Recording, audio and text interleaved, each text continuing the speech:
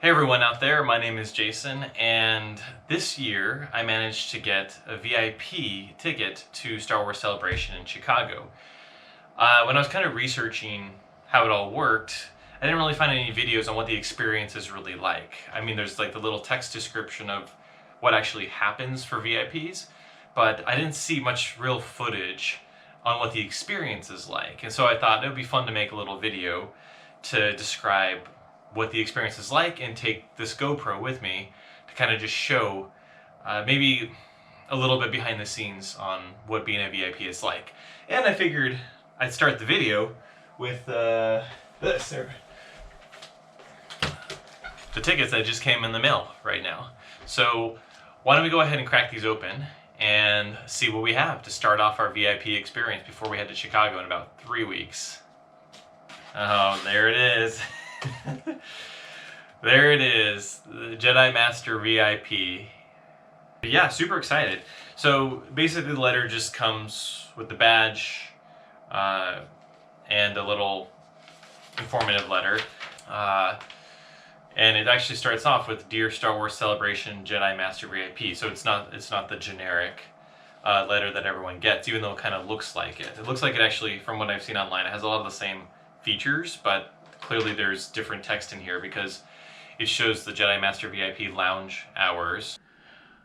All right, so we're in Chicago. That's Chicago out there. And it is Wednesday night, so we have our VIP shopping experience tomorrow morning. Originally, the VIP lounge was going to open at 10 in the morning.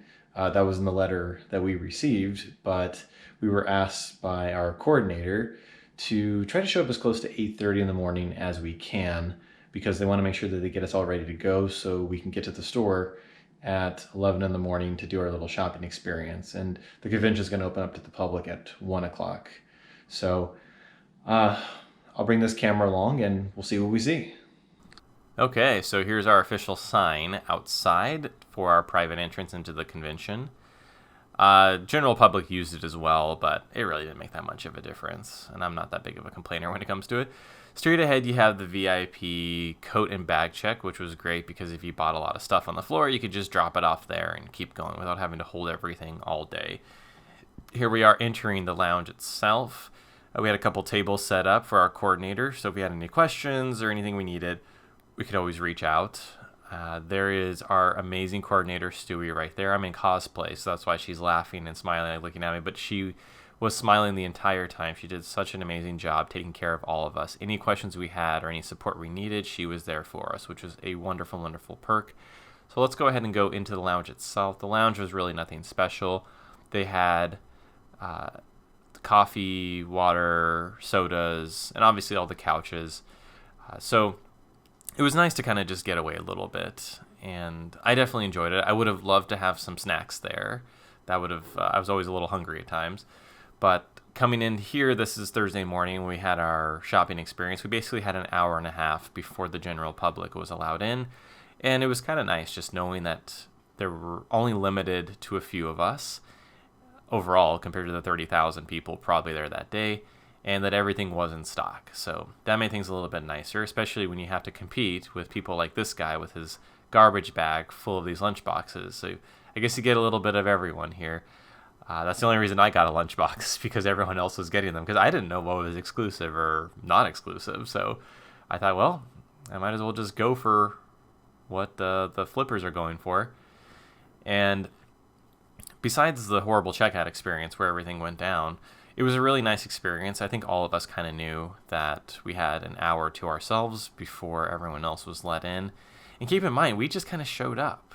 And I know people had been waiting in line since about 5, 6 in the morning just to get into this store. So it was nice to be able to just wake up, go to our little VIP lounge, hang out, relax, chat, and come right in and be the first ones to explore the store.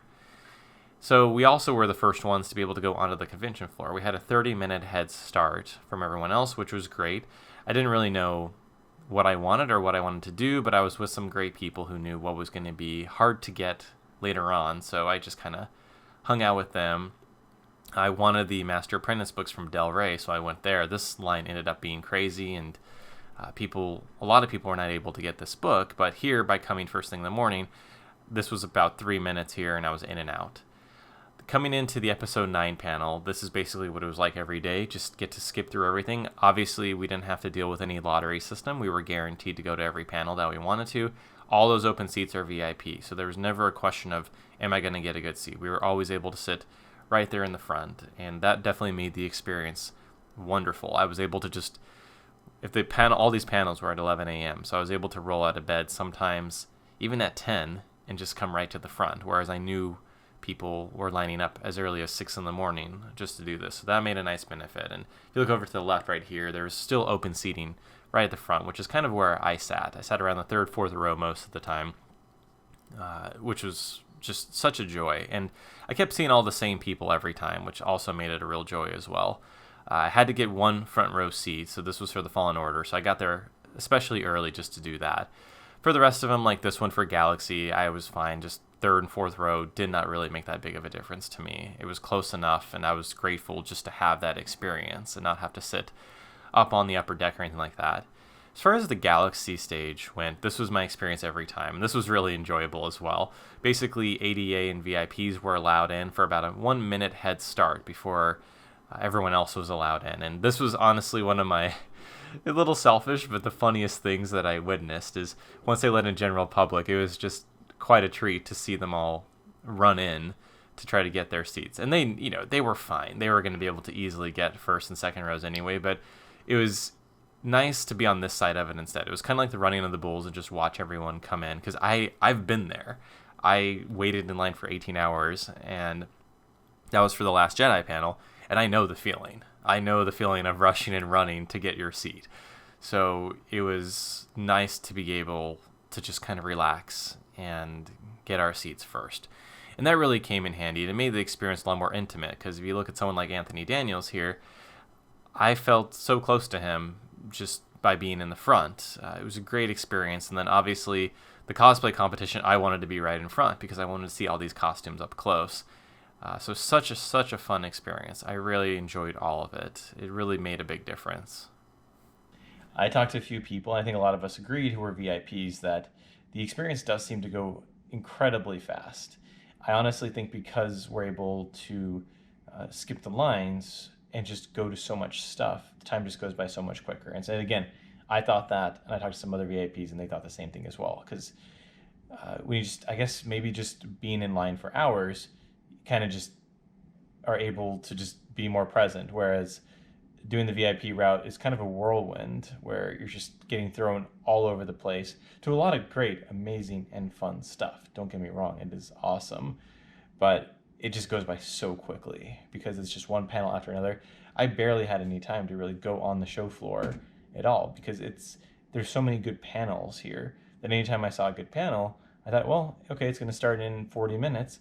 I can just go and, like you've seen in the clips before, kind of just jump up to the front and enjoy it.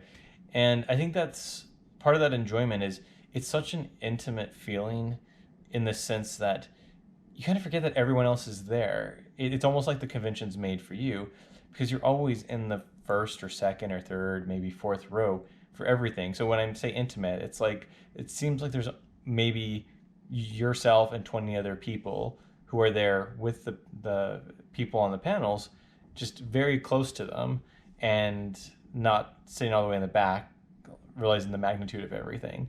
So I really enjoyed that part because it felt like I was able I know it sounds weird, but I feel like I was able to connect more with everyone who was on stage because I kept seeing them over and over again. I think another really fun benefit that I enjoyed is just getting to meet a lot of the VIPs and hanging out with them.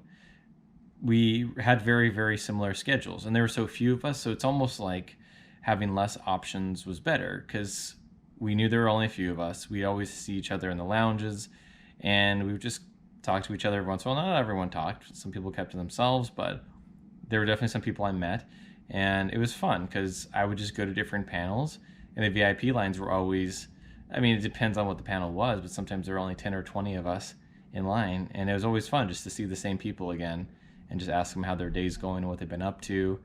And just catch up. I mean, it was fun. It was really enjoyable. And that's a wrap for Star Wars Celebration 2019. I got my lunchbox and my book and a few other things. Super excited. And I'm super excited it's going to be in Anaheim next year. Hopefully I'll get VIP. I don't know. I don't know anyone. I just got lucky with it. But thank you all again for watching this all the way to the end. If you have any questions, definitely feel free to leave them in the comments below. And look forward to seeing y'all in Anaheim in 2020. See ya.